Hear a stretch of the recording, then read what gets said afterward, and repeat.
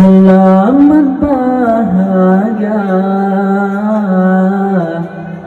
kamu ucapkan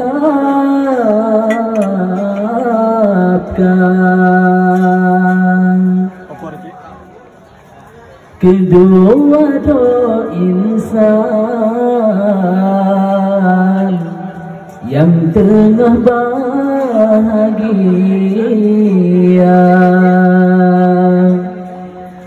Selamat bahagia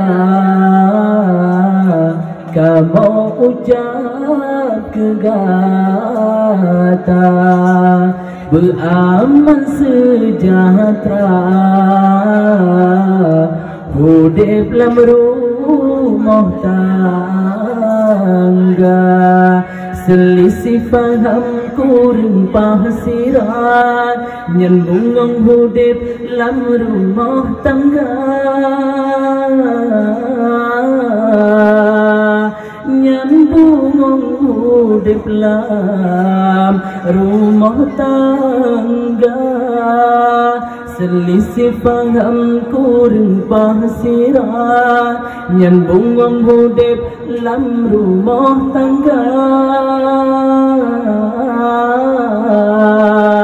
Nyambung hidup dalam rumah tangga.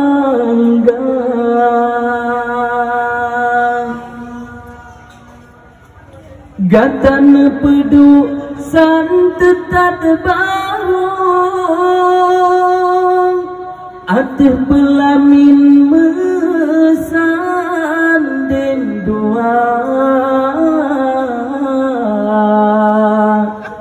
Sang lagi putra dengan raja ni bauronyo gehias kata. Namun nabajut pesan kegatan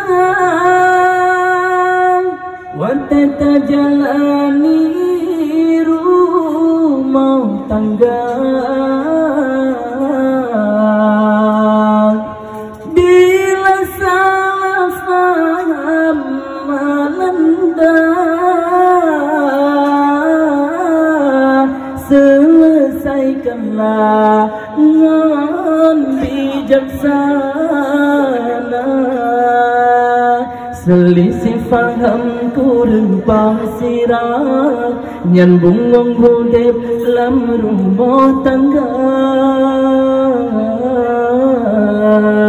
Nyambung hidup dalam rumah tangga.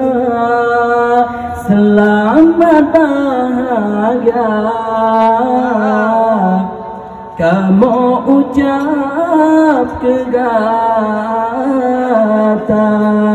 beraman sejahtera hidup dalam rumah tangga. Selamat bahagia kamu ucap kegata beraman sejahtera hidup dalam rumah tangga.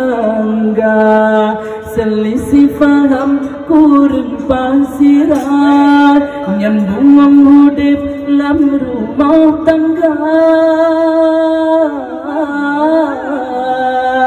Nyambung hidup dalam rumah tangga. Selisih faham kurang pasiran nyambung hidup dalam rumah tangga.